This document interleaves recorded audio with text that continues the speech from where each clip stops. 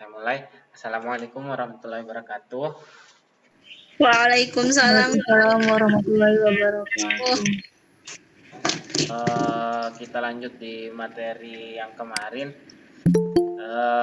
Untuk pembahasan yang kemarin kita berakhir di contoh soal untuk energi ikat yang banyak itu ya. Saya lupa tuh yang defek massa, energi ikat per nukleon. Nah, itu yang kita bahas sampai ke contoh soalnya kan. Untuk tugasnya karena saya sudah malas memberikan tugas, ya Allah, saya malas memeriksa juga, ya sudahlah, jangan lagi ada tugas di antara kita saja. Capek tahu gini mulu. Nantilah pas ketemu, bisa gak ketemu nanti Januari? Nggak yakin juga sih. Iya, kemungkinan tidak Ustadz. Apa bertambah kasus? Nah, ini apa-apa. Berarti nggak usah ada tugas saja. Jangan Ustadz, nilai dari mana? Udah nilai kemarin saja yang dipakai. Ustadz, jangan.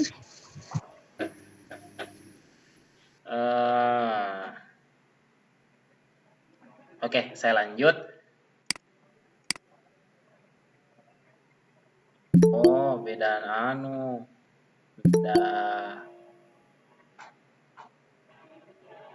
apa nih? Beda email dia pakai. Wah, kebanyakan email. Sotoy. Oke, kita lanjut di bagian ini.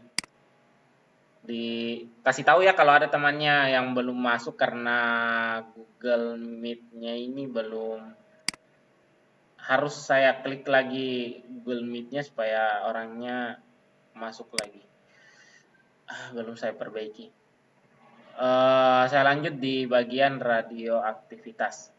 Di sini bagian radioaktivitas, penjelasannya itu tentang munculnya aktivitas radioaktif yang secara spontan dan sinar-sinar yang dipancarkan radiasi ini disebut dengan sinar radioaktif. Jadi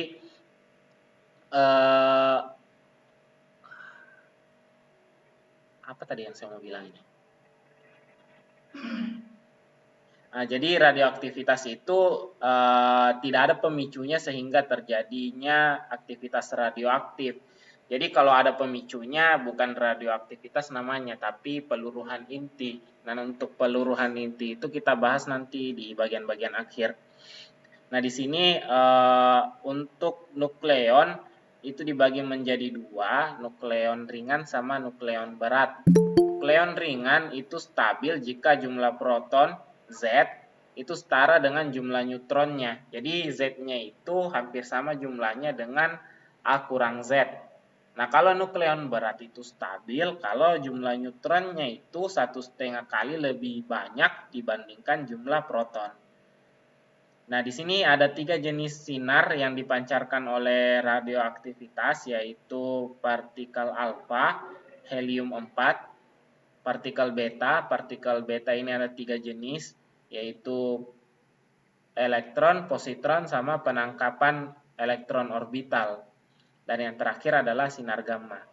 Jadi 3 ya, partikel alfa, partikel beta. Jadi beta itu elektron semua, cuma nilai massanya itu sama dengan elektron. Cuma ada 3 jenisnya, yaitu elektron, positron, sama penangkapan elektron orbital. Untuk positron ini sebenarnya elektron juga, cuma nilai muatannya itu positif. Kan kalau elektron itu min 1,6 kali 10 pangkat min 19 kolom. Kalau positron positif 1,6. Kan yang kita tahu bahwa positif 1,6 kali 10 pangkat min 19 itu kan proton. Cuma karena ini massanya sama dengan elektron, makanya disebut dengan positron. Nah, yang terakhir itu penangkapan elektron orbital. Jadi ini penangkapan elektron orbital bukan berarti elektronnya nanti ada di orbital ya, bukan. Jadi elektronnya masuk ke dalam inti, dan yang terakhir adalah sinar gamma. Dari penjelasan itu cukup mengerti kan? Ustadz, yang positron itu dia tetap 10 pangkat minus 19 atau minusnya ke positif juga? Tidak, minusnya tetap sama. Oh ya. Ada lagi?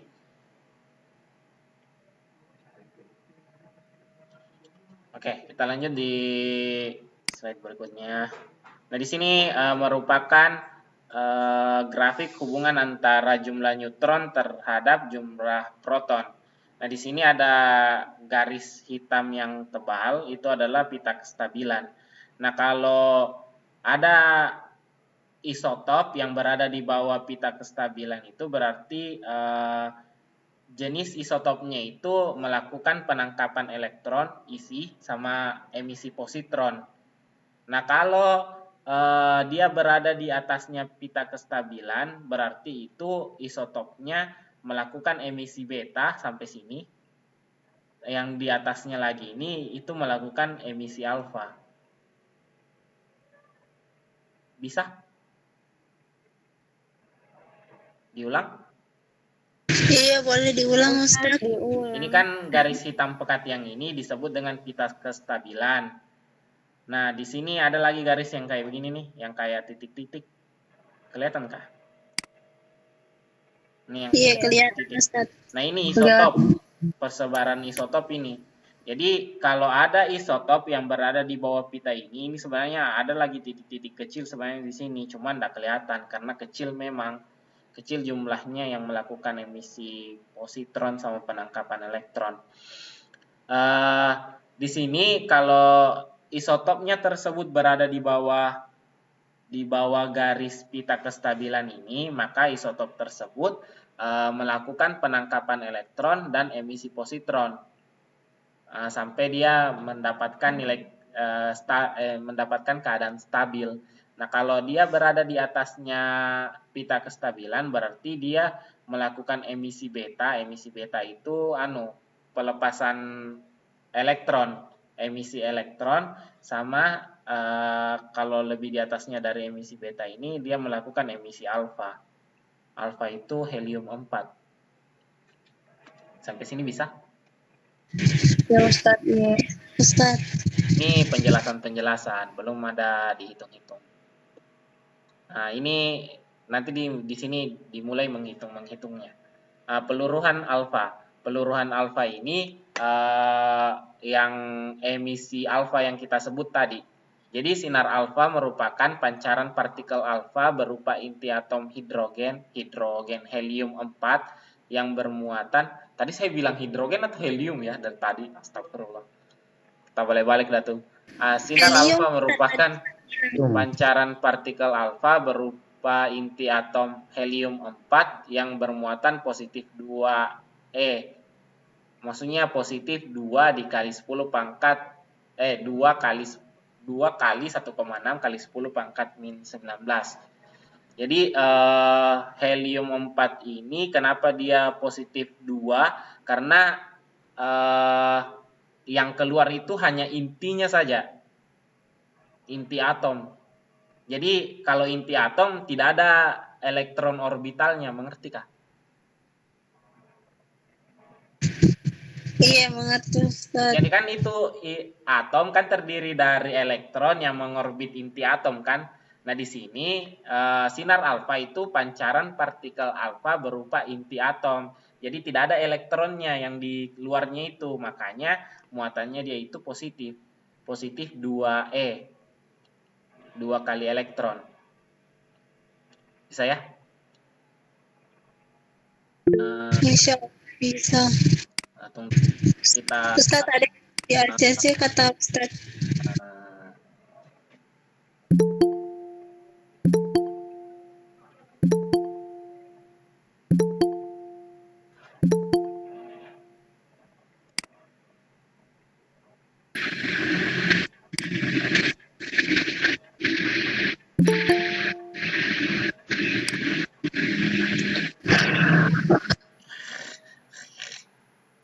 Apa sih? Oke, saya lanjut lagi ya. Kasih tahu saja kalau ada yang belum di admit. Nah, kan ada lagi. Ya Allah, pada masuk di awal-awal dah. Oke. Saya juga yang lambat kasih masuk sih. Ya Allah. Oke. Selanjutnya, radiasi sinar alfa mempunyai daya tembus paling rendah dan memiliki daya ionisasi paling besar. Ada yang masih ingat apa itu ionisasi? Astaga, saya lupa. Astaga, lupa Ustaz. Ya Allah. Kimia kelas 10, ayo dong. Anda sudah belajar kimia unsur kah?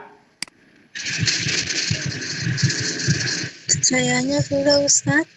Saya lupa juga. Saya lupa Ustaz, soalnya tidak terlalu paham kimia. Oh ya, oke.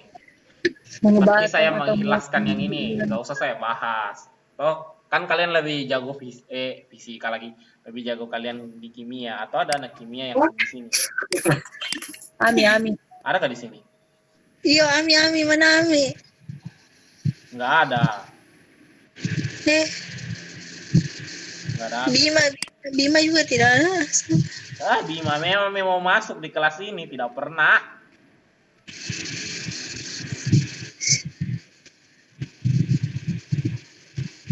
Bima tuh nggak pernah masuk di kelas ini. Unga. Iya, Unga juga tidak ada. Semenjak negara api menyerang, Bunga Haya itu udah nggak pernah lagi. Afif, ganti email Afif, jangan Wibu lokal yang Anda pakai. Oke. Bukan di Surabaya?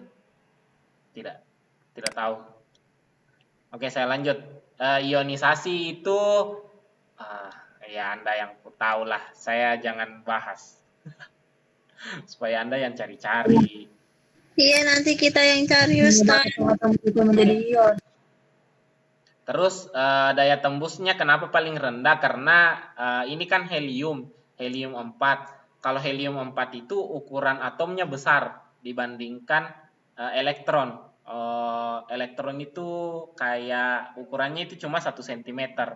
Nah, kalau atom hidrogen yang merupakan atom yang paling sederhana karena hanya terdiri atas 1 elektron dan 1 proton, itu ukuran kalau dirasiokan dengan 1 cm elektron berarti satu lapangan sepak bola itu ukurannya kalau 1 hidrogen. Jadi kenapa dia memiliki daya tembus paling rendah? Karena ukurannya helium ini besar. Jadi dia susah menembus benda-benda padat karena ukurannya besar. Itu saja tadi. Terus ini ciri yang ketiganya, dapat dibelokkan oleh medan magnet dan medan listrik. Nah, kenapa bisa dibelokkan medan magnet sama medan listrik? Karena rumus dari medan magnet itu, kan kalau mau dibelokkan muatan itu perlu ada gaya magnet sama gaya listrik. Nah, ini kan memiliki muatan sebesar plus 2. Karena memiliki muatan sebesar plus 2, berarti muatan ini akan mengalami gaya magnet atau gaya Lorentz dan gaya Coulomb di dalam medan listrik ataupun medan magnet. Jadi kalau muatan ini masuk ke dalam medan magnet ataupun medan listrik, ini sama-sama nanti mengalami pembelokan. Mengerti kira-kira? Insya Allah mengerti Ustaz. Nah, jadi berikutnya memiliki kecepatan paling rendah. Nah, ini kecepatan paling rendah mungkin kalian bisa mengerti ya, karena massanya paling besar. Kalau orang besar, nah ini hukumnya Newton ya. Massa besar berarti ya malas bergerak. Itu saja. Sampai situ saja.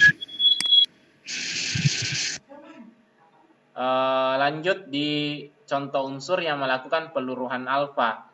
Contohnya ini SM. Nah, SM ini nggak pakai entertainment ya, SM doang. Aduh, saya nggak tahu. Saya buka dulu Saya buka tabel massa. Tabel massa juga tidak ada namanya. Ada yang ingat apa itu SM? Tinggal tabel periode. Bukan bagian bawah-bawah itu Ustaz. Saya punya tabel periodik tapi nggak punya enggak. Kurang tambah. Tabel periodik di asrama. SM sama Sumateranium. Suman, di Suman. Astagfirullahaladzim. Apa sih? Nggak usah terserah. Di sini. Samarnya malah SM nomor atom 62. SM itu apa? Samarium Ustaz. Samarium. Iya. Iya, samarium. Samarium. Tahu lah. Nah, ini samarium 146. Jadi cara bacanya itu samarium 146 karena semua samarium itu punya jumlah proton sebesar 62. Yang beda-beda itu jumlah intinya yang 146. Jadi sebutnya itu samarium 146. GD ini tahulah. Enggak salah. Godarium. Apa? Godalinium. Godalinium. Godalinium Ustaz. Goda. Di sini gadolit. Godalinium. Di Wikipedia gadolit. Aduh, enggak ke Ustaz apa-apa. ada yang minta bergabung. Ya.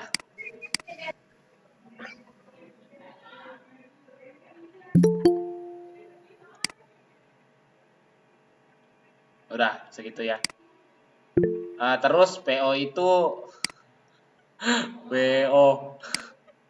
PO itu polonium. Kalau U itu uranium. Jadi samarium 146, gadolinium 150, polonium 210 sama uranium 236. Oh, hai ada masuk. Gara-gara tadi kah disinggung? Ya, taulah negara api mulai menyerang kali lagi. Negara api lagi aman. Saya tulis jenis, misalnya ini samarium 146.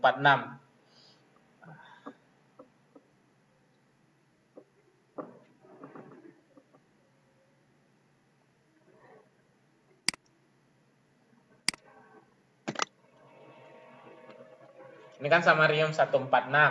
Ini melakukan mengalami radioaktivitas sehingga menghasilkan partikel alfa. Alfa itu merupakan inti atom helium. Helium itu helium 4, 24. Nah, kalau dalam reaksi inti ada beberapa aturan hukum yang berlaku. Salah satunya adalah hukum kekekalan nomor massa nomor atom. Jadi nomor massa yang di sebelah kiri itu selalu sama dengan nomor massa yang di sebelah kanan. Jadi kan di sini samariumnya itu di nomor massanya 1H46, nomor atomnya 62. Berarti nanti di sini jumlahnya nomor atomnya harus 146 juga dan nomor massa. Salah tuh, nomor massanya 146, nomor atomnya 62. Nah, karena ini sudah dipakai 4, berarti nomor massa yang bersisa yang boleh dipakai 142 sama 60. Jadi jenis unsur yang memiliki proton 60 dan isotop 142 ini tinggal dilihat di tabel ya. Ini 60. Ini 60. Neodeplinium. Apa sih saya lupa ini. Neodeplinium. Endek. Iya, ini neodeplinium kayaknya. Neodeplinium. Ribet banget namanya. Iya, neodeplinium. Ribet. Yang 142 nih. Nah, bagaimana cara menghitung berapa energi yang dihasilkan? Nah, kita tinggal pakai itu. Jadi sebenarnya persamaannya ini kan persamaan persamaan apa nih? Ini persamaan unsur yang dihasilkan atau inti-inti yang dihasilkan. Sebenarnya setelah inti atom samarium ini mengalami radioaktivitas, hasilnya itu bukan cuma neodeplinium sama partikel alfa, tapi dihasilkan juga kalor. biasa juga bukan kalor sih, biasa juga dalam bentuk energi aja ya, dalam bentuk energi. Nah, berapakah besar energi yang dihasilkan ini? Besar energi yang dihasilkan itu sama dengan massa inti awal itu dikurang dengan massa inti akhir baru dikali dengan C pangkat 2. Jadi karena di sini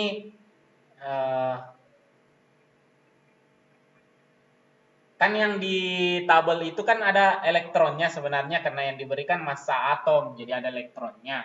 Jadi di sini karena kita menggunakan di sini partikel alfa, berarti yang kita gunakan di sini sama samarium sama neodymium ini harus juga massa intinya, tidak boleh menggunakan massa unsurnya. Kalau kalian menggunakan massa unsurnya berarti yang partikel alfa ini harus diubah ke dalam helium 24. Nah, kalau kalian pakai seperti ini baru kalian bisa menggunakan massa unsur yang ada di tabel. Mengerti kah? Halo. Ustaz, coba ya ulang yang dari pas itu yang kalau mau pakai helium. Oh, kalau kan ini partikel alfa kan intinya yang diberikan massanya. Nah, berarti neodymium sama samarium ini kita tidak boleh langsung pakai yang ada di tabel karena yang di tabel itu adalah massa unsur. Jadi harus dicari dulu massa intinya. Nah, kalau kita mau langsung pakai yang ada di tabel itu, berarti partikel alfa ini harus diubah ke dalam unsur helium 4. Nah, karena helium 4 ini kan ada elektronnya, berarti yang neodymium sama samarium ini bisa langsung digunakan massa unsurnya yang ada di tabel tersebut. Karena semuanya sudah ada elektron-elektronnya. Mengerti? Mengerti, Ustaz.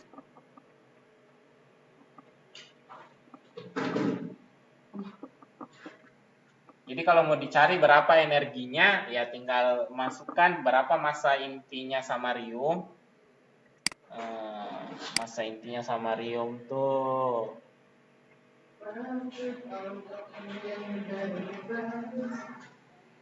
146 di 145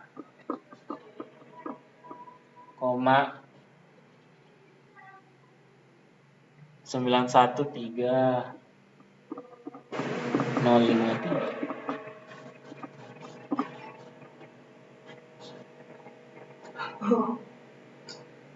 Terus massanya neodymium yang 142 tuh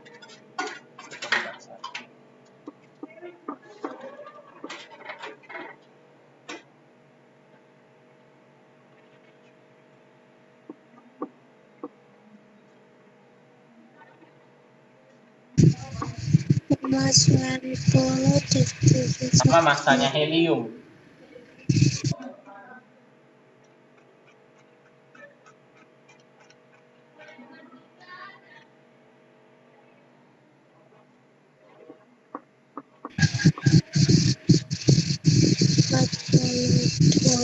Dua nol enam 2603. Iya. Nah, nilai C kuadrat ada yang masih ingat nilainya C kuadrat? Ayo, pada lupa. Iya, lupa Ustaz. Iya, gara-gara nggak ada yang diupload di YouTube kan, jadi nggak ada yang dilihat. Iya, Ustaz. Nah, ini tinggal dihitung baru dapat nanti hasilnya. Hitung dapur. 145 kalkulator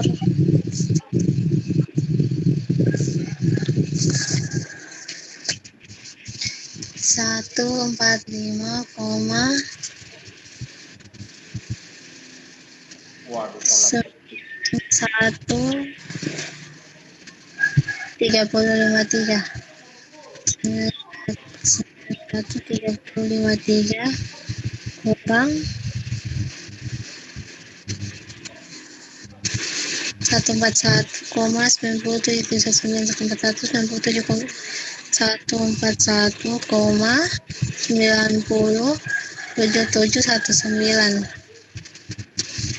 kurang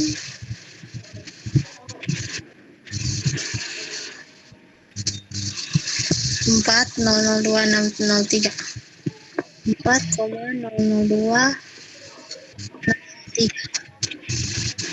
0,03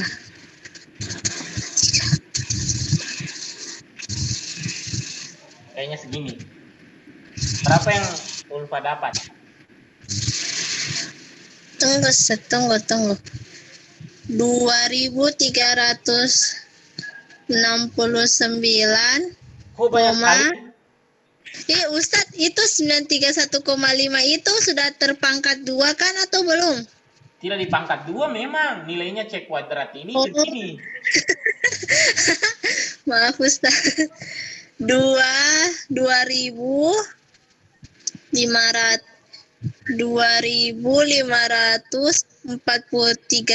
2,5439,265. Apa tuh? Kenapa nilainya 2 Ustadz? Saya juga dapat 2.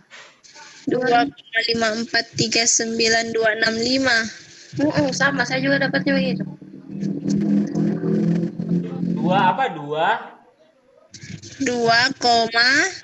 543 9256 265. Kenapa bisa 2? Itu hasilnya semua ini baru dikali ini. Iya. Wah. Coba ulang Pak.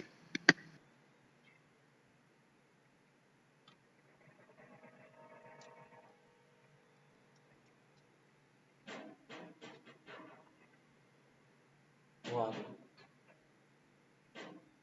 Ya pokoknya bahaya nih.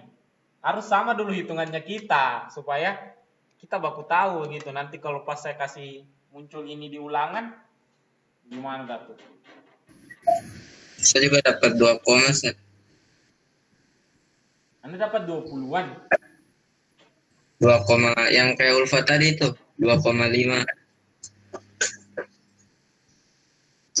Ustaz sudah diulangi 2 kali, tetap juga dapat itu.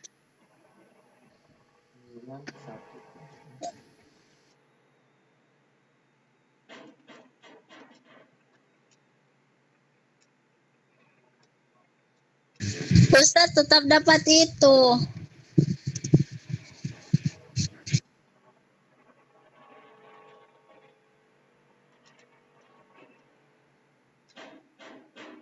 Oh ya. Oke. 2,5439265. Iya Ustadz.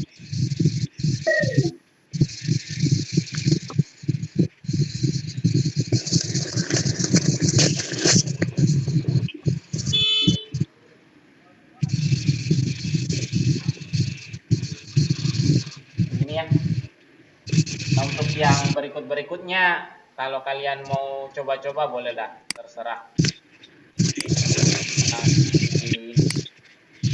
yang geodepinium, geodalit, tahulah, polonium sama uranium. Begitu juga caranya ya. Kita lanjut di peluruhan beta. Jadi kalau di peluruhan beta itu yang tadi saya jelaskan juga sebelumnya di awal-awal bahwa ada 3 jenis dia peluruhannya, yaitu peluruhan partikel elektron positif yang disebut dengan positron, partikel elektron, sama penangkapan orbital elektron. Nah, sinar beta ini dihasilkan dari pancaran partikel beta yang merupakan elektron dengan kecepatan tinggi. Kenapa bisa kecepatan tinggi? Karena massanya elektron yang paling kecil. Nah, di antara 3 itu, neutron, elektron, sama proton. Elektron yang paling kecil. Terus, kenapa bisa daya tembusnya lebih tinggi dibandingkan alfa? karena elektron itu memiliki massa yang jauh lebih kecil dibandingkan massanya si helium tadi, helium 4. Kalau massanya elektron itu hampir 1 juta kali, kan 1 juta kali lebih kecil, bukan 1 juta kali, 10.000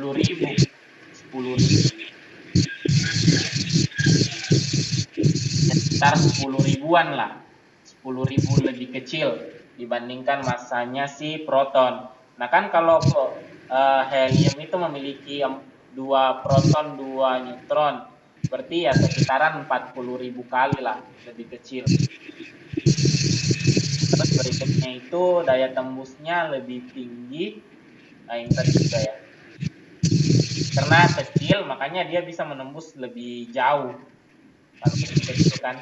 Terus dia kenapa juga masih bisa dibelokkan medan magnet sama medan listrik, karena elektron itu memiliki muatan yang besarnya sebesar elektron. Jadi dia masih bisa dipengaruhi oleh medan magnet dan medan listrik. Ada orang tak tinggal.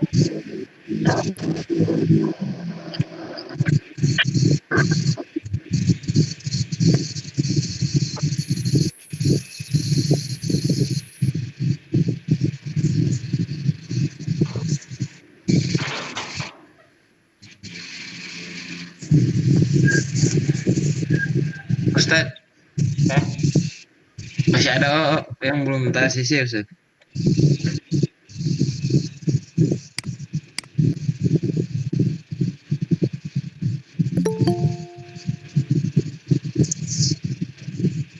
Amin. Terus berikutnya itu kecepatannya mendekati kecepatan cahaya karena memiliki massa yang sangat kecil. Nah ini penjelasannya kenapa bisa mendekati kecepatan cahaya. Nah ini contoh apa nih? Contoh unsur yang melakukan peluruhan dengan menghasilkan partikel positron, yaitu fluor 18.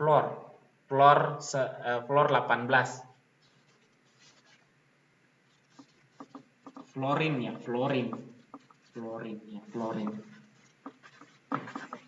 SC itu Skandinavi. Tahu lah. Terus CO itu kobalt, TH itu thorium. Bukankah?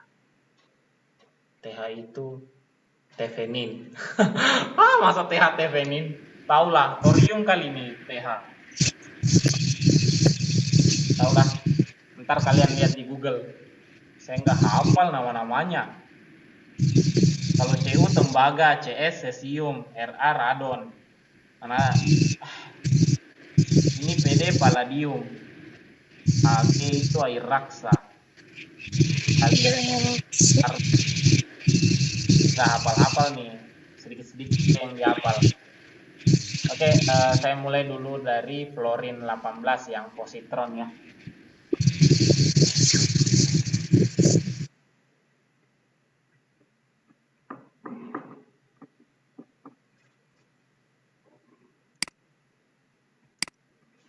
Nih, fluorin 18. Nah, dia kan menghasilkan positron. Positron itu muatannya positif. Berarti dia memiliki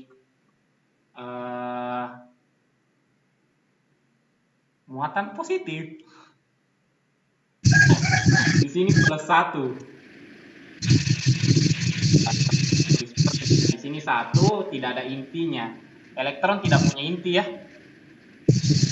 Iya, Ustaz. Elektron nggak ada intinya. Masa elektron punya inti? Bisa nih. Nah, terus dengan menggunakan aturan hukum kekekalan nomor massa nomor atom, berarti nomor massanya di sini 18, nomor atomnya 10. Bukan 10, 8. Kalau sebelum fluorin yang 8 itu apa? Oksigen ya, oksigen. 8. Iya, oksigen 8. Nah, iya tuh, oksigen. Itu mereka oksigen 8. Oksigen 8, Ustaz. Ini oksigen 8. Jadi fluorin 18. Nah, di sini yang perlu saya tekankan, karena ini tidak memiliki inti, berarti yang digunakan adalah massa intinya yang ini kan. Mengerti? Nggak kelihatan, ya Allah. Ini, elektron kan tidak punya inti. Berarti yang harus kita gunakan adalah massa intinya. Siapa nih? Oksigen sama massa intinya fluorin. Toh? Terus di tabel itu yang diberikan adalah massa unsur. Kalau massa unsur berarti ada intinya, ada elektronnya. Mengerti kah? Tidak, Ustadz. Ya Allah, inti itu. Unsur itu terdiri atas inti atom sama elektron. Mengerti kah? Iya, Iya, Ustadz. Ustaz. Nah, terus kalau yang di tabel unsur itu yang diberikan adalah massa unsurnya. Berarti kalau unsur dalam keadaan atomnya kan, dalam keadaan atom. Berarti dalam keadaan atom ada inti, ada elektron. Bisa? Iya, Ustaz. Nah, berarti kalau saya mau pakai yang di tabel massa itu, berarti saya nulisnya kayak begini nih. Coba itu. Apa nih? Begini.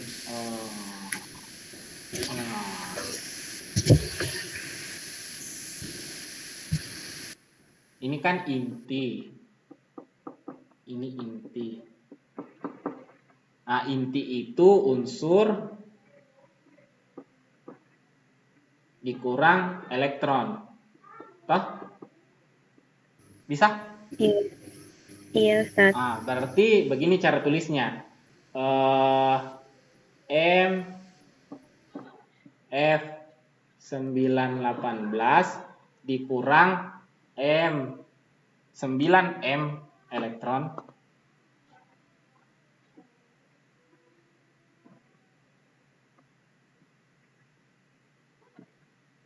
Ini yang massa awal kan, dikurang dengan massa anaknya. Massa anaknya itu massa oksigen 18 dikurang 8 kali massa oksigen. 8 kali massa elektron. Aduh. Saya tambah lagi di sini satu ya. Ditambah massa elektron. Baru ini dikali dengan ini kan ada energi yang dihasilkan. Ini juga ada energi yang dihasilkan. Baru ini nanti dikali dengan 931,5. Nah, kalau kita lihat toh, ini kan 9 massa elektron. Kelihatan nggak?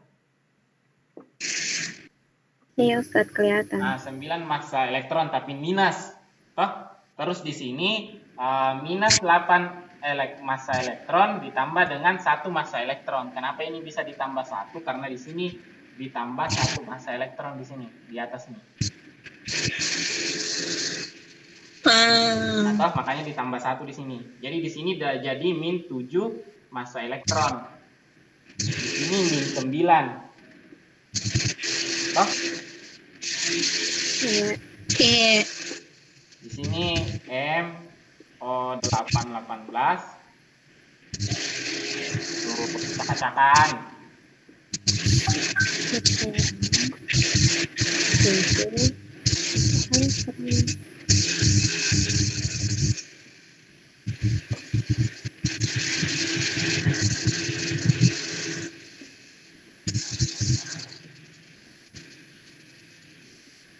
Nah, berarti kalau dikasih ketemu semua nanti ini, jadi hasilnya massa fluor 18 dikurang massa oksigen 18 dikurang, ini kan negatif 9 massa elektron dikurang negatif 7 massa elektron, berarti sisa dikurang 2 massa elektron.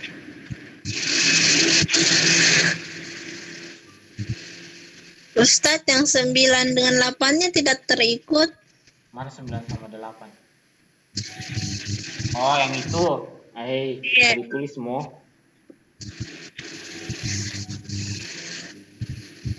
Baru ini yang dikali dengan 931.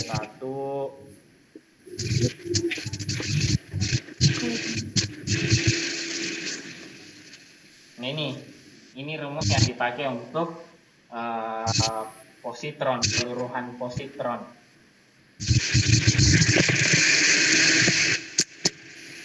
Jadi rumusnya massa unsur awal dikurang massa unsur akhir dikurang 2 kali massa elektron. Itu untuk, ini rumus umum nih, sudah saya kasih.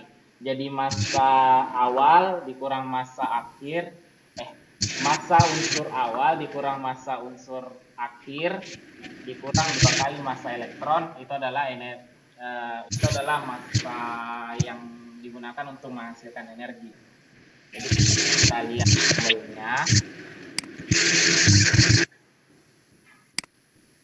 18. Aduh, mati. 0,00.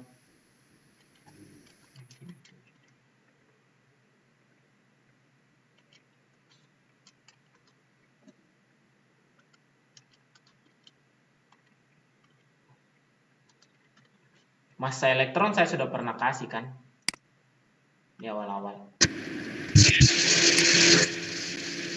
Kayaknya sudah, Ustaz. Nih. 549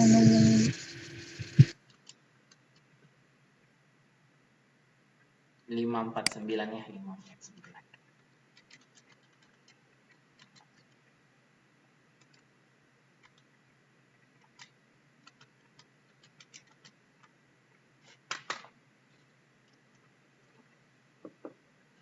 Nah, saya sudah hitung, hasilnya itu adalah 0,6324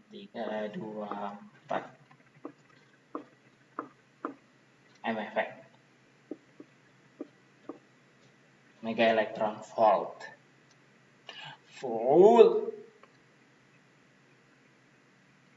Bisa?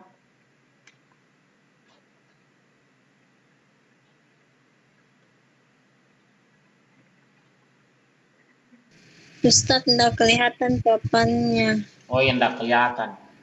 Anda nggak usah pakai di depan dong, Anda pakai yang ini aja. Baru Anda hitung sendiri.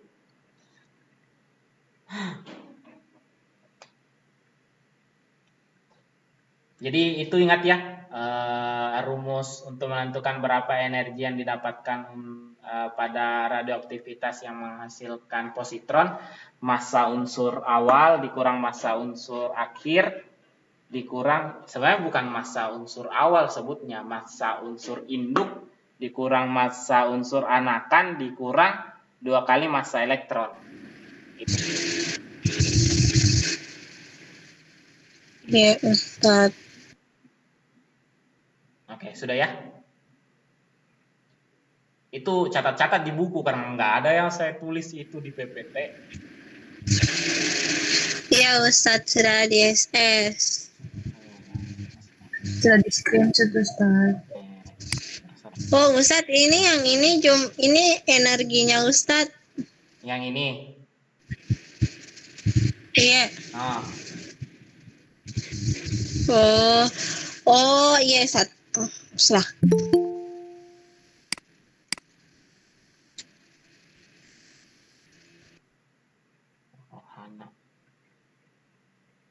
Yang gabung 23. Ustaz, Ya. mau tanya Ustaz. Ya.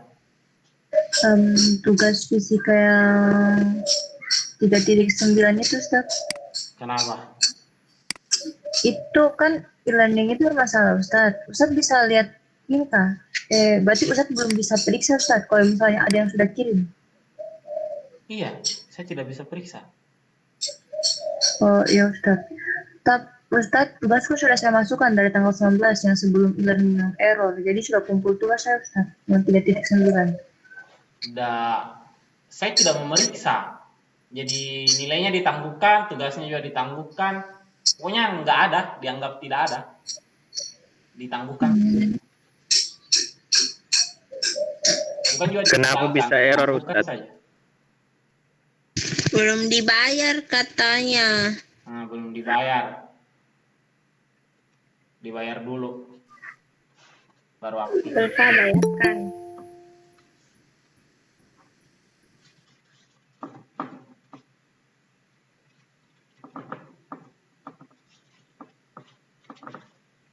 Kalian mengerti Ji materi yang kemarin kan? Insya Allah. Yang pertemuan kemarin Ustaz Kemarin. sudah ada videonya. Iya, Tapi kan Anda ikut.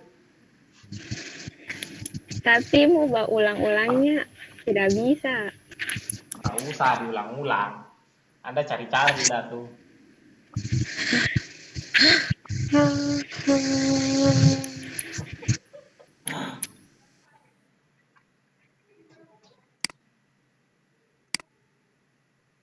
Oke, berikutnya yang peluruhan yang menghasilkan elektron. Jadi peluruhan yang menghasilkan elektron itu begini. Ya masa sih? Jadi karbon 14 itu meluruh dengan menghasilkan elektron. Partikel elektron. Elektron itu tidak ada intinya, tapi di sini bawahnya -1. Beda sama positron. Kalau positron 1 di bawahnya. Kalau elektron -1.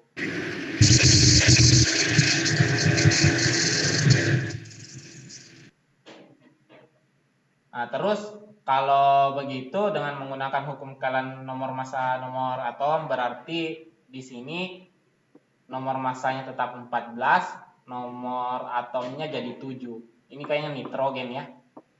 Nitrogen. Iya, nitrogen 14. Nah, kalau mau cari berapa energi yang dihasilkan, ya begitu caranya tadi. Berarti massa karbon 14 dikurang dengan 6 kali massa elektron. Ini mengerti kenapa 6 kali massa elektron? Tidak Ustaz, tadi 2 kali massa elektron rumusnya. Nah, yang ini dulu. Kenapa tadi di sini dikali 9, dikali 8, baru di sini nanti berubah lagi jadi kali 6? Karena ini apa saja namanya? Itu angka-angka yang di C itu, iya kah? iya yang itu. Angka apanya? Nomor atom. Kenapa nomor atomnya? Nomor atomnya 6 Ustaz. Jadi kalau nomor atomnya 6, jadi tinggal dikali 6 di sini.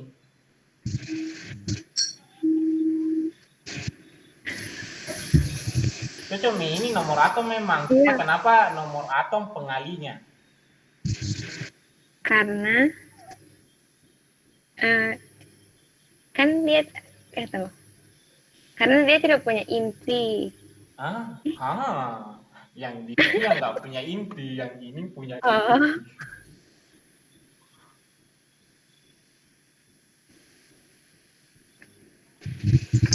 Inti unsur kurang elektron. Unsur kurang elektron. Inti itu unsur kurang elektron. Cuma kenapa dikali nomor massanya?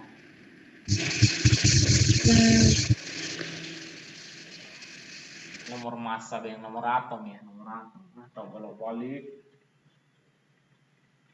Ayo.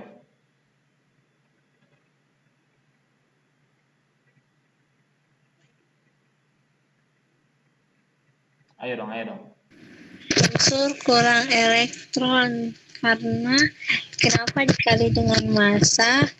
Berarti elektronnya bermassa Ustadz. Karena elektronnya bermassa.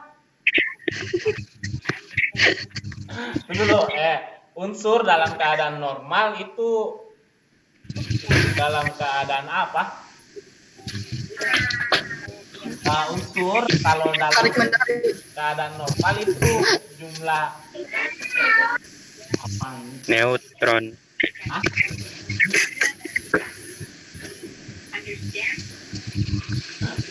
Ya kalau unsur tua saya susah jelasin karena ini bagiannya kimia. Jadi unsur itu kalau dalam keadaan normal atau dalam keadaan kita biasa saja, keadaan B aja, itu tidak dalam keadaan kation maupun anion, berarti dia tidak bermuatan dalam keadaan normal. Nah, kalau tidak bermuatan berarti jumlah elektronnya itu sama dengan jumlah protonnya. Bisa? Berarti sama dengan nomor atom, Ustaz. Berarti 6 itu. Kenapa Anda baru nyahut? Ya Allah, Anda anak kimia dari tadi kayak nyahut. Oh ya Allah, kita berharapnya di Anda. Ya ampun, dia nyahut ada unga kok sama Ami. Ya Allah. Oke, lanjut dah. Jadi di sini kenapa dikurang 6? Karena ada 6 elektron yang ada di orbital. Jadi harus dikurangi dulu dengan 6 massa elektron. Bisa? Kenapa ya? Karena di orbital ada 6 elektron. Ada 6 elektron. Jadi harus dikurangi. Oh, iya Ustaz. Oke. Baru di sini massa nitrogen 14 kurang 7 massa elektron tambah 6 massa elektron tambah massa elektron. Nah, kayak gini ya. Berarti ini kan 6 massa elektron, 7 massa elektron minus 7 massa elektron ditambah 1 massa elektron, berarti sini min 6 kan?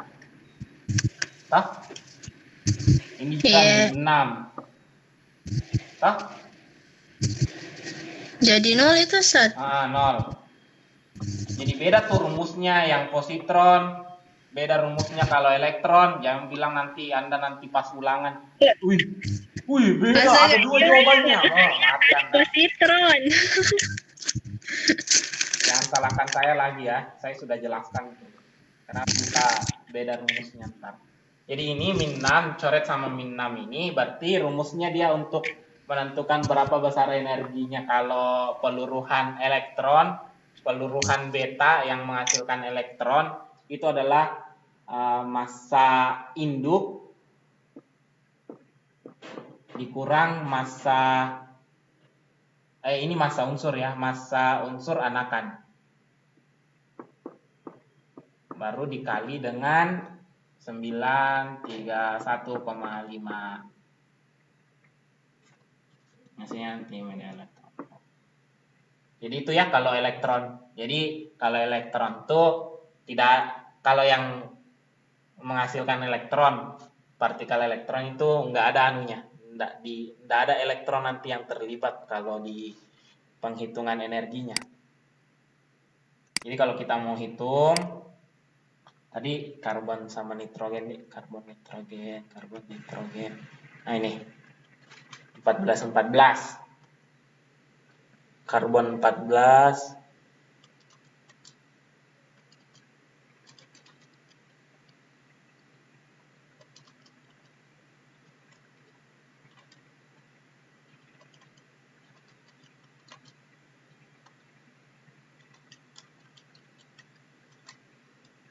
Oh ya, sekedar info, kalau Anda nanti menghitung ini baru Anda mendapatkan negatif, berarti ciri-ciri Anda salah menghitung.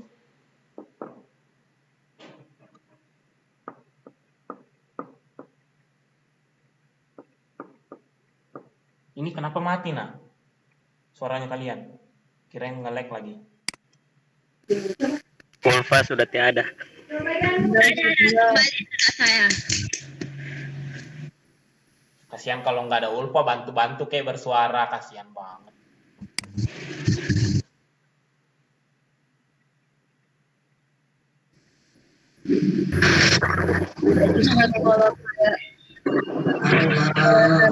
Yang tadi itu Ustaz, kalau misalnya dia sudah dikurangkan Ustaz, baru langsung belum dapat hasilnya, baru langsung dikalikan 9,1 itu hasilnya pasti minus Ustaz. Jadi dari Anda cara kali langsung di sini di belakang, jangan kali dulu karena kurungnya ini kurungnya ini, Dan kurung semua dulu ini baru dikali 931. iya Ya, Anda Ustaz, jangan makanya kali dulu ke depan ini, karena kalau Anda kali ke depan, nah, insya Allah salah tuh. insyaallah. Jadi masanya dikasih selesai dulu masanya semua, baru dikali dengan 931,5.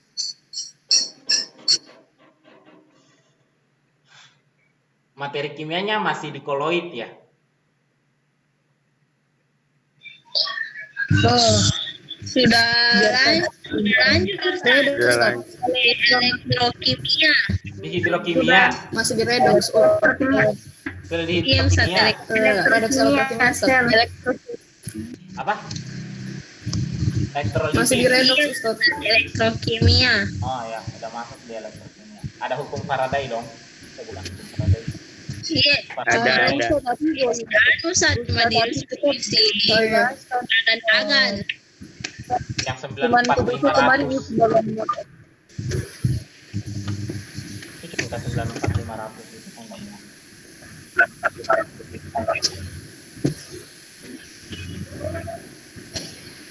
Iya, elektrolisis itu deh. Sudah? Satu lagi kalau sudah yang ini. Penangkapan orbital. Ya Allah, saya sudah capek teriak. Kenapa saya juga teriak ya Allah? Semangat Ustaz. Anu kan, tidak pernah bicara keras-keras lagi kayak di kelas. Jadi pas ngajar kayak begini, enggak terlatih suaranya untuk keluar banyak.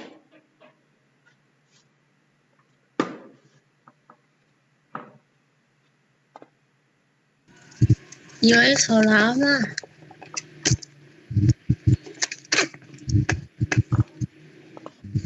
Kalau penangkapan orbital elektron, berarti elektronnya ditangkap dulu baru menghasilkan inti anakan. Berarti ditangkap dulu, ditangkap elektronnya. Ya, kalau ditangkap berarti di sini min 1, 0, baru menghasilkan. Kayak begitu. Jadi menangkap itu di sebelah sini elektronnya. Nah, berarti di sini nanti di sini 5, di sini 11. Nah, berarti boron ya, boron. Ya boron tuh kayaknya kalau 5. Cucu Mika. Ya boron tuh kayaknya. Kalau atas masih hafal, bawah-bawah innalillahi nggak hafal. Udah aneh-aneh namanya. Hai. Yang kita hafal. Nah, baru kita tentukan persamaan rumusnya. Atau kalian yang coba tentukan dah. Berarti sama ya caranya tadi tuh. Tentukan dulu. Kertas tengah. 11 6 cm kurang 6 ME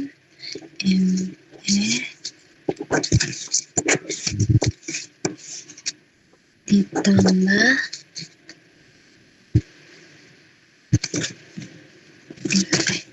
ME kurang M11 5B kurang 5 Kayak gini. M.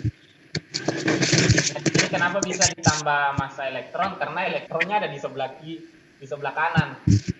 Ya sebelah kiri, sorry. Sebelah kiri. Jadi elektronnya ditambah duluan di sebelah kiri.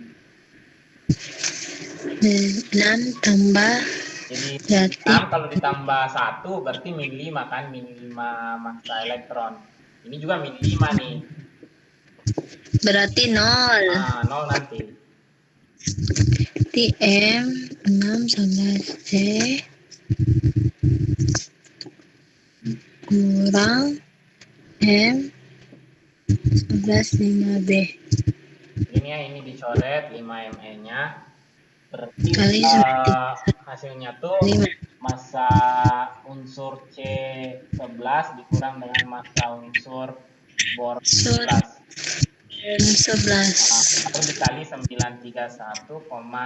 Nah, itu besar energi yang dihasilkan untuk penangkapan orbital elektron.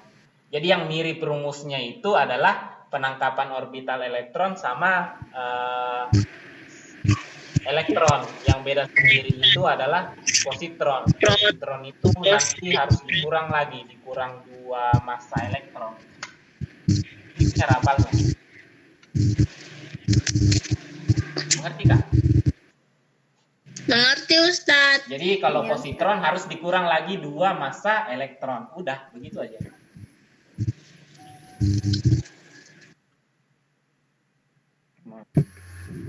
Oh lupa, tabel. Nanti kalau kalian mau coba-coba nih, banyak nih saya kasih isotop. Kalau mau kalian coba-coba. Kalau mager ya nggak usah coba-coba. Siap Ustadz. Boleh Ustadz, boleh.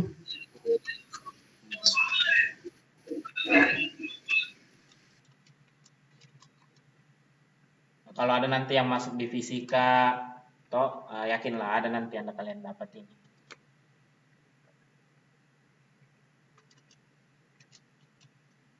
Jadi Anda dapat materi kuliahnya Anda duluan di sini. Ya asik enggak tuh. Alhamdulillah. Anda memang mau masuk fisika? Yakin? Tidak. Oh iya. Saya juga nggak yakin Anda mau masuk di fisika, no.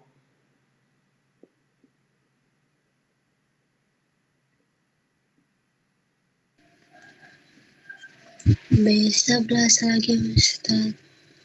Tuh. Jadi 1,982232 mega elektron volt. Udah habis. Ya Allah. Jadi kalau penangkapan orbital elektron itu mirip rumusnya dengan yang elektron peluruhan beta. Peluruhan beta elektron. Nah, terus kita lanjut datu materi. Sengaja saya tidak tulis di sini rumusnya supaya Anda lihat videonya saya. Asik. Nambah-nambah viewer. Iya Ustadz. Pada enggak guna. Ih, nonton. Nah, terus peluruhan gamma. Nah, kalau peluruhan gamma ini terjadi akibat kelebihan energi pada inti atom setelah mengalami peluruhan. Jadi kalau sebenarnya itu inti atom setelah mengalami peluruhan, dia memancarkan partikel kan, bisa saja alfa atau positron atau elektron, atau dia menangkap satu orbital elektron. Nah, terkadang setelah melakukan peluruhan tersebut, inti atomnya masih dalam keadaan tereksitasi. Ini masih dalam keadaan tereksitasi. Supaya kembali ke keadaan normal, inti atomnya tersebut mengeluarkan beberapa energi dengan intensitas besar melebihi sinar X. Makanya disebut dengan sinar gamma. Sebenarnya sinar X ini sebenarnya sinar gamma ini awalnya disebut sebagai sinar X yang kuat. Kenapa disebut sinar X yang kuat? Karena energi yang dibawa oleh sinar gamma ini lebih besar daripada sinar X yang biasanya.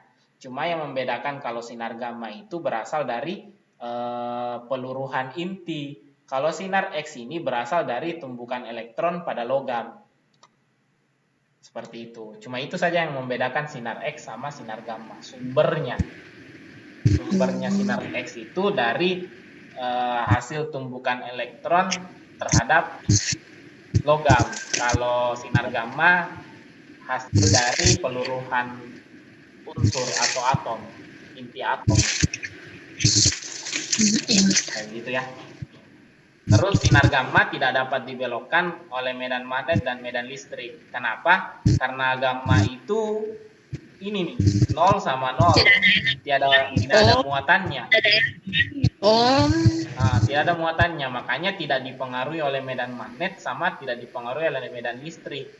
Nah, tidak bermassa diam, berarti ini tidak ada massanya nih. Kalau diem nggak ada massa. Mengerti? Kan elektron ada massa diamnya tuh yang sebesar 0,00549 U yang tadi yang kita pakai tadi itu. Iya Ustaz. Nah, kalau gamma tidak ada begituannya dia. Terus dia tidak memiliki muatan. Nih. Tidak memiliki muatan, tidak ada nomor massanya nih di sini. Nah, seperti itu. Terus memiliki daya tembus terbesar dibandingkan sinar lainnya. Ya iya paling besar karena dia tidak dibelokkan medan magnet, tidak dibelokkan medan listrik. Terus tidak ada massa diamnya ya, apalagi yang mau ngalang-ngalangin. Ya kan? Nah, kayak gitu. Jadi penentuan rumusnya ini ya tidak ada karena tidak ada cara menentukan berapa besar energi yang dihasilkan ini karena massa unsur awal sama massa unsur akhir sama nilainya. Jadi kalau pakai rumus yang kita pakai tadi itu ya tidak bisa berlaku. Mengerti kah? Iya Ustaz. Berarti tidak ada rumusnya Ustaz. Ada energinya, cuma tidak bisa dipakaikan rumus yang tadi. Pakai rumus yang mana boleh Ustaz? Rumusnya ada alat ukurnya, tidak dibagikan di sini. Langsung diukur, tidak dihitung. Oh, dia pakai pengukuran, pakai alat begitu. Pakai alat. Oke, kita lanjut. Ini udah jam berapa nah? 14.18 Ustaz. 14.19. Cepat jamu Uni. Ulfa makan nih. Ulfa ngemil. Ulfa balik-balik gemuk, naik 5 kilo. Iya Ustaz.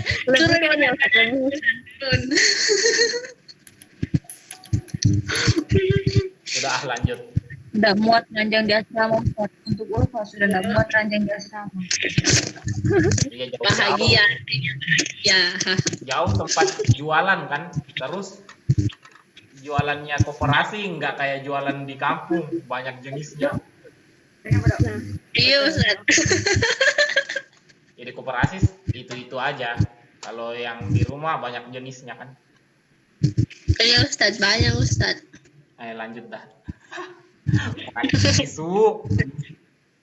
Oke, peluruhan. Nah, peluruhan ini merupakan bagian sambungan yang tadi. Nah, itu kan tadi yang dibahas adalah jenis-jenis peluruhan.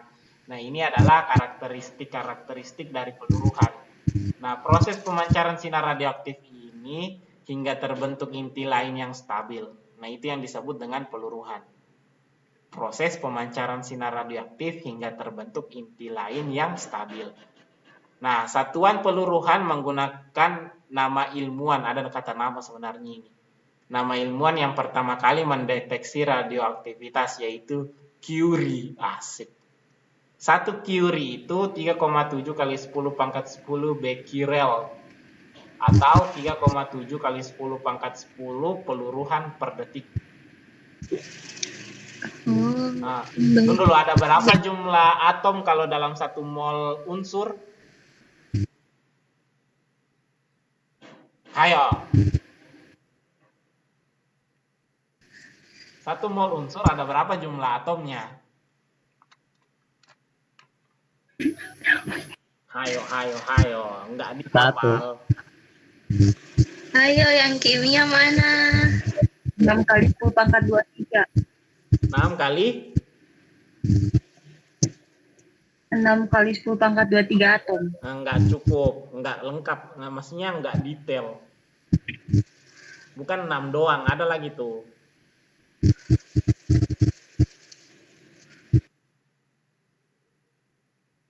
Ayo dong. Kita kan bisa nge-googling. Anak kimia. Mana anak kimia, woi? Anak kimia, mam. Ke WC, ketiduran. Tunggu saya cari dulu di Google. Masa pakai HP tuh kata-kata. 1 mol atom. 1 mol unsur berisi berapa atom? 1 mol unsur sama dengan berapa atom? 6,023. 6,02 kali 10 pangkat 23. 6,02 kali 10 pangkat 23. Nah, jadi kalau dalam 1 mol unsur itu ada 6,02 kali 10 pangkat 23 atom. Nah, sebanyak itu atomnya. Bisa ya? Banyaknya. Nah, ya, sebanyak itu atomnya. Biasa aja.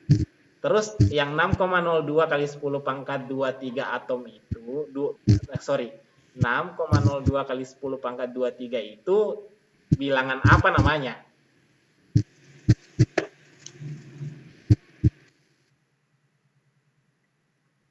Bilangan, maksudnya Ustaz? Ya, itu nama bilangan apa namanya itu? Hai anak kimia, diem-diem doang. Apa mereka?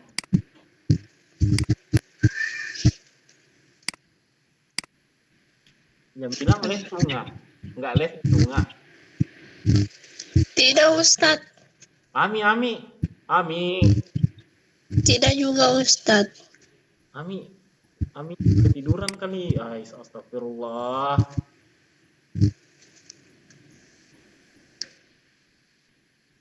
Iya ada kok. Astagfirullah. Saya tahu Ustaz. Apa tuh? Avogadro Ustaz, bukan? Bilangan Avogadro. Jadi 6,02 kali 10 pangkat 23 itu yang disebut dengan bilangan Avogadro. Bisa ya? Insya Allah. Nah, biasanya kalau kayak begitu didapat sendiri, bukannya diceritakan. Biasanya kehafal gitu. Iya Ustaz. Oke. Nah, berikutnya waktu paruh. Waktu paruh adalah waktu yang diperlukan untuk mengubah aktivitas, jumlah, dan daya tembus menjadi setengah dari semula. Misalnya,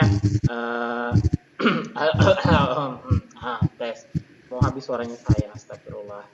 Misalnya unsur awalnya itu memiliki 2 mol atom, 2 mol unsur kan? Awalnya itu memiliki 2 mol unsur. Terus setelah beberapa waktu, misalnya 2 hari atau 3 hari, kita pakai 3 hari ya. Setelah 3 hari, unsurnya berubah sisa 1 mol. Nah, itu kan 1 mol setengah dari 2 mol kan? Iya Nah, Ustadz. berarti 3 hari itu yang disebut dengan waktu paruh. Oh, oke Ustaz. Saya ulang nih contohnya. Misalnya awalnya ada 2 mol unsur. Terus setelah 3 hari unsurnya itu bersisa 1 mol. Nah, 1 mol ini kan berarti setengah dari 2 mol. Nah, setengah dari 2 mol berarti 3 hari itu adalah waktu paruhnya. Bisa ya? Bisa Ustadz. Nah, oke. Kalau persamaan jumlah inti yang bersisa itu pakai rumus seperti ini. Jumlah inti bersisa N sama dengan N0, ini jumlah inti awal, dikali 1/2 pangkat N. N kecil dengan N kecil adalah lama peluruhan dibagi dengan waktu paruh. Misalnya di sini kita pakai tadi waktu paruhnya 3 hari kan? 3 hari. Nah, misalnya kita taruh selama 12 hari. Kalau 12 hari berarti di sini 12 dibagi 3 kan? Ngerti kah? Kenapa 12 Ustadz? Kan tadi cuma 3 hari. Iya, unsurnya misalnya saya taruh 12 hari. Ustadz, lama peluruhan itu contohnya bagaimana Ustadz? Lama peluruhan itu lama ditaruhnya, berapa lama ditaruh? Terus waktu paruh itu yang pas dari 2 jadi 1. Pas dari 2 jadi 1. Pokoknya akhirnya sisa setengah lah.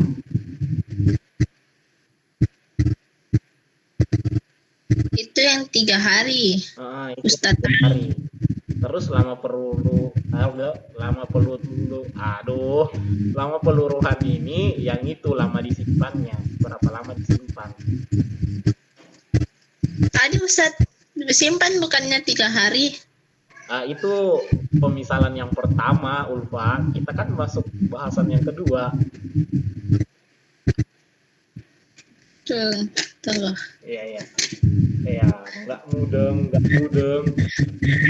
Ustaz nggak mengerti saya. Waktu paruhnya tadi kan sudah ditetapkan bahwa itu unsur yang tadi waktu paruhnya 3 hari kan. Iya. Nah, bagaimana saya tahu berapa jumlah inti yang bersisa kalau saya simpan itu intinya selama 12 hari. Mengerti? Oh, Ustaz simpan 12 hari. Pas berubah dari 2 ke 1 itu cuma 3 hari. Betul. Oh, mengerti Ustaz. Nah, sisa berapa kalau disimpan selama 12 hari? Nah, tinggal dikemasukan dalam rumus ini. Berarti nanti Buat kita tes.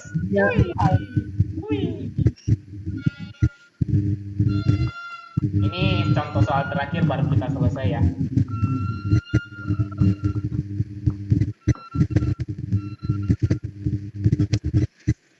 Ini kan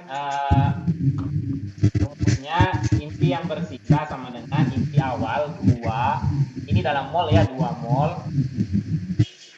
Kurang gede. 2 mol dikali 2 pangkat N. N itu adalah T per waktu paruh. Berarti di sini 2 mol 1/2 dikali P-nya 12 hari dibagi 3 hari. Ya kan?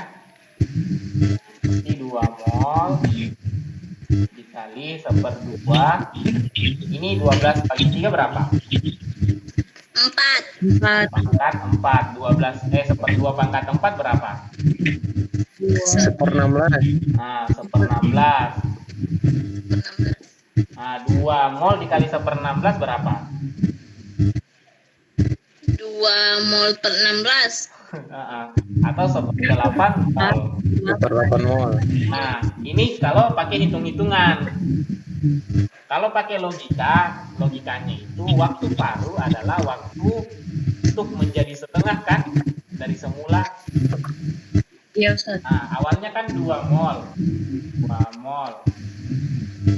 Nah, setelah 3 hari sisa 1 mol. 1 mol. Nah, 3 hari lagi sisa berapa mol? Setengah. Nah, bagus. 0,5 per 3 2. hari lagi? 3 hari lagi 1/2,5. Seper 2. Seper 0,25. Hah? Seper pakai seper dong, pakai seper. Anda nggak seru. Seperempat. Pakai seper dia keluar. Oh iya, 1/4. Nah, 1/4. Iya. 3 hari lagi. 1/4. Nah, 1/8. 8. 3 12 kan? Oh. Banyak 1/8. Kayak gitu. Mengerti Oh, kan? maksudku tadi Ustaz. Apa nih maksudnya Anda? Yang itu kan kalau saya kira tahu Ustaz itu saya kira yang 2 mol tadi itu dalam 12 hari cuma 1 mol hasilnya. Oh, tidak. Tidak begitu. Oh, Maksudnya jadi setiap hari dikasih setengah-setengah. setiap 3 hari berubah jadi setengah. Oh iya Ustaz. Bisa ya? Insya Allah bisa. Alhamdulillah sudah selesai. Jadi cukup sekian untuk hari ini. Terima kasih yang udah datang. 18 orang saja yang bertahan sampai akhir ya. Aduh, tahu kan Ustaz ada sampai 21 orang. Alhamdulillah. sisa 18 orang loh. Saya 2 orang. Ini berarti sisa 16 orang. Gila nggak nih para? Ya Allah. Oke lah. Hilang. Saya udah tahu nih tanda-tanda jadi. Astagfirullah. Mereka datang saja nih, datang taruh nama baru keluar lagi. Yang datang taruh nama baru keluar lagi tuh tahu saya nih, tahu model-modelnya nih. Yang datang awal-awal baru keluar di akhir-akhir. Udahlah. Ustaz PPT-nya dong Ustaz. Ustaz bagikan di mana? Iya Ustaz, bagi di mana? Wah, saya tidak bagi-bagi. Mau Ustaz. Kan ada videonya. Ustaz. Saya taruh di Telegram. Ustaz, kalau yang PPT kemarin, Saya pernah, ini masih PPT yang kemarin kok. Saya taruh ini ya. PPT kemarin. oh iya. Saya tidak ingat, tapi kan anunya sekarang apa nih? LRT-nya kan sekarang ke suspend. Jadi yang nggak bisa dipakai tuh. Oh Ustaz, berarti kalau sudah bagus websitenya nanti Ustaz bagikan. Tidak, saya taruh hari ini dah Telegram. Makasih Ustaz. Makasih Ustaz. Ustaz. Oh,